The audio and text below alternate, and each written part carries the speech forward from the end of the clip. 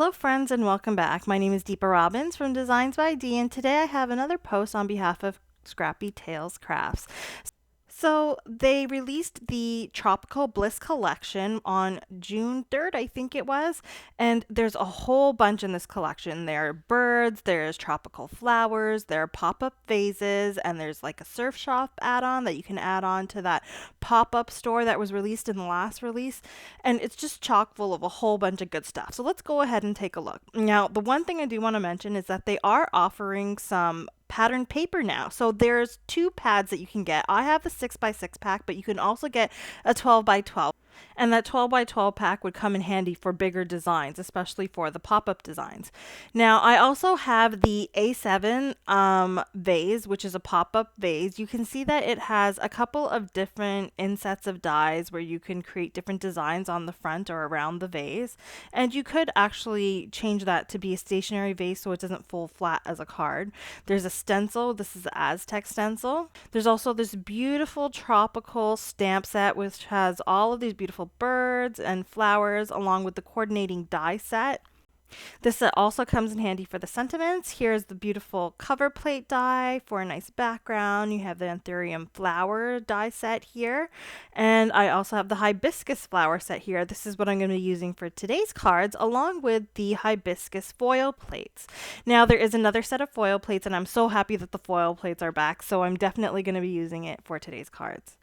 Now, the first thing I'm going to do is actually cut out my flowers. So it would be nice just to place this on your paper and cut it out. But there's ways to do this. You can actually just take off the portions that you need to, where you see like there's a die inside of a die. You can't really cut those out as is, but there are some dies that you can cut out as is, so you can keep those pieces together if you'd like.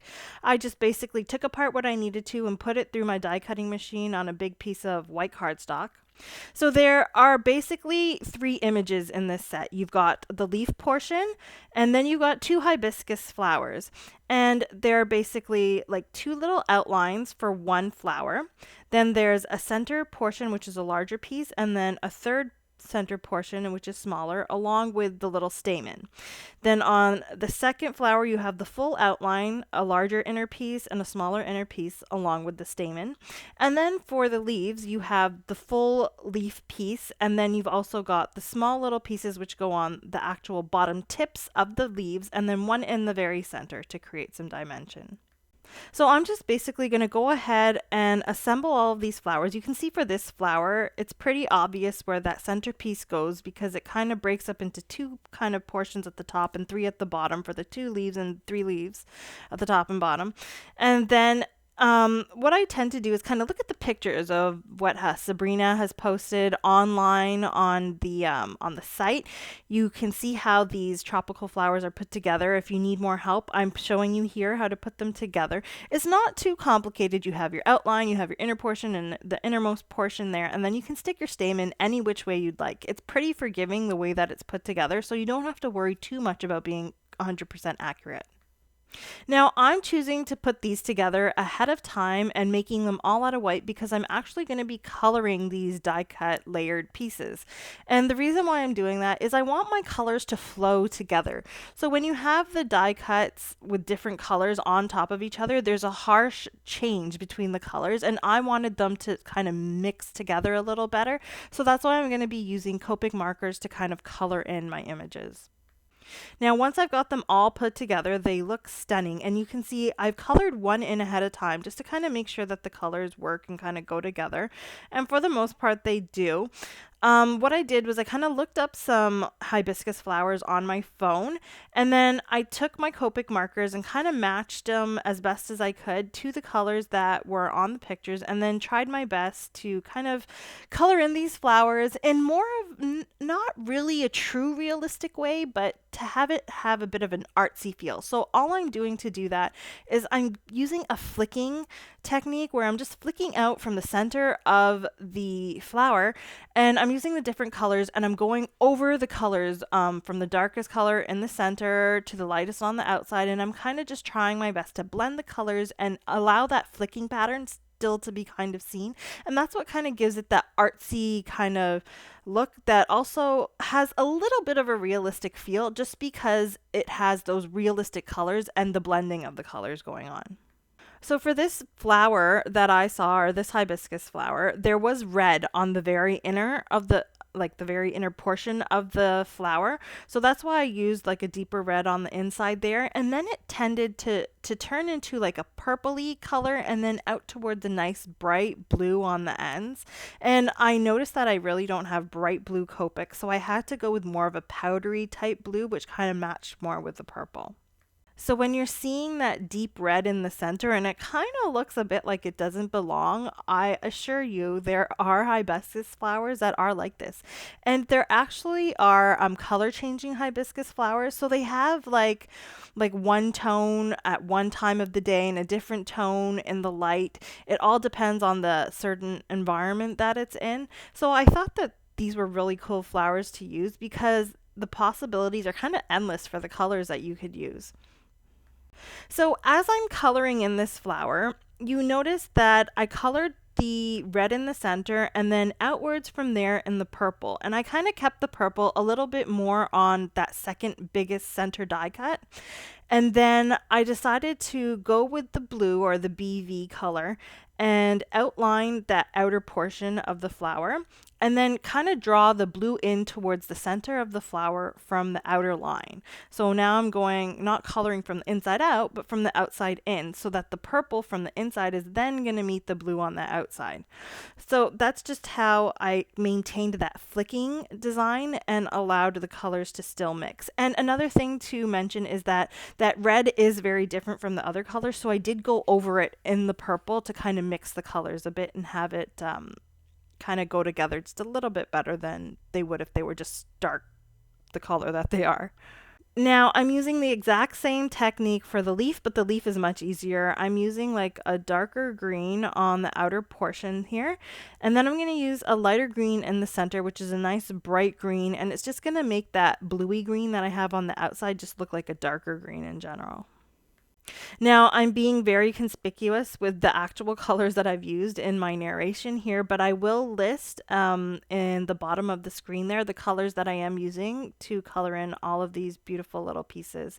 And I'll also have all of the supplies that I've used in this video listed in my blog, which is linked in the description below. All of the supplies and a bit more of a description is included in my blog post there for you.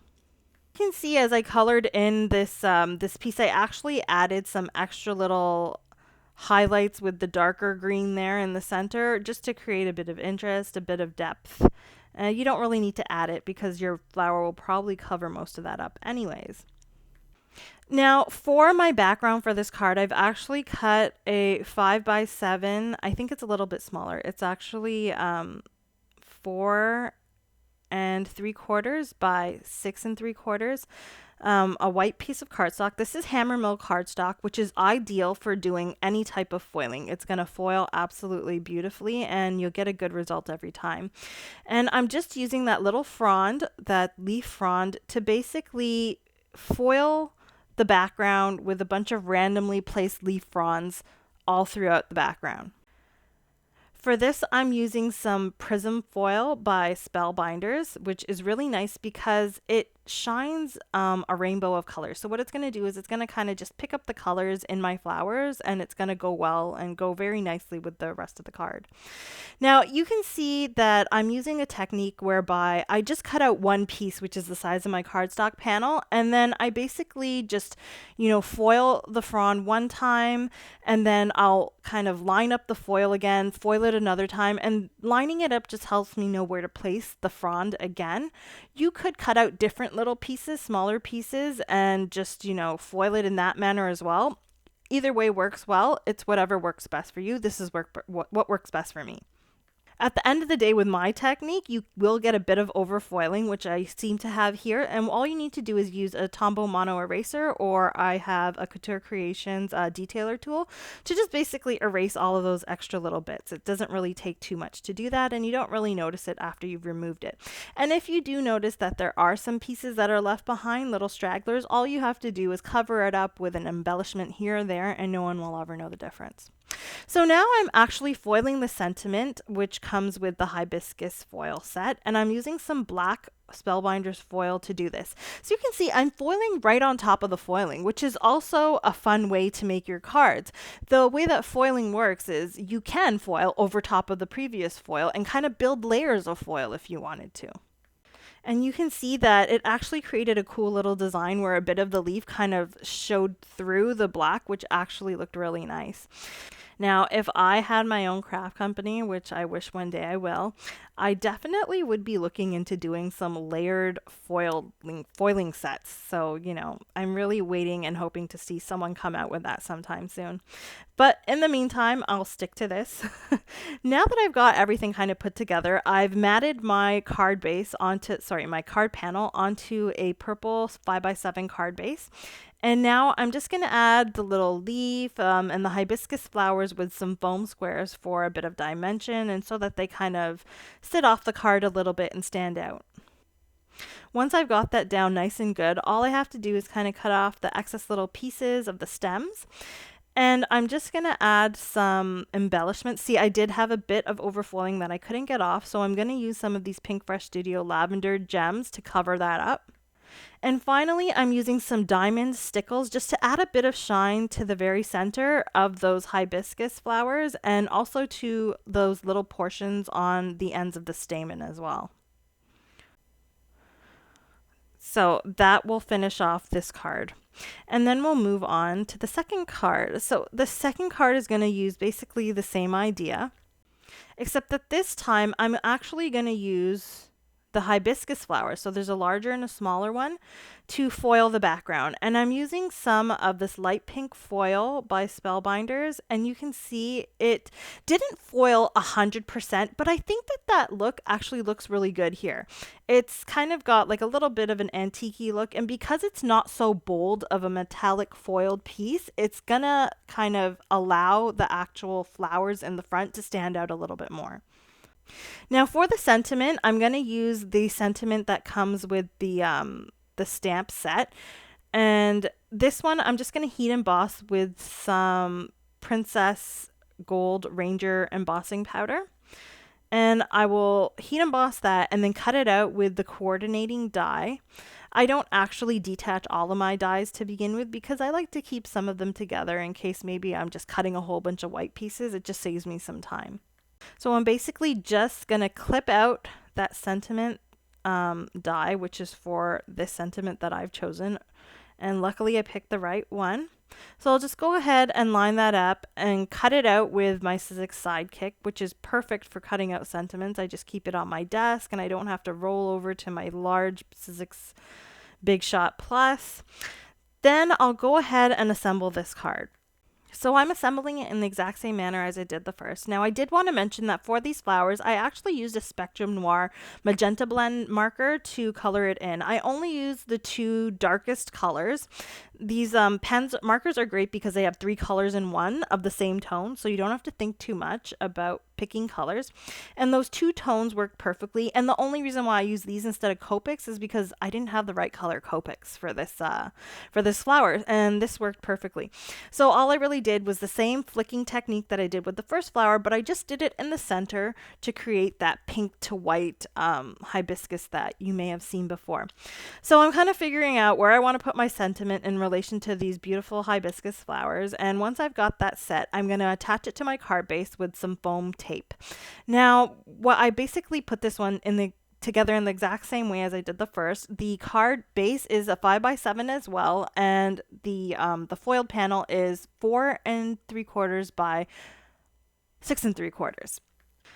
So now that I've got that all together, I'm just going to add a few more little foam squares behind those flowers to make sure that they're down there nice and well. And then I'll add some Pink Fresh Studio Glacier gems. So these are a nice AB shining colored white gem, which is just going to pick up the pink on those flowers. And to finish it off, I used some more stickles. I used the diamond stickles in the center, just like I did on the first card. And then for the stamen, I decided to use some mercury glass stickles, which kind of matches more with the color.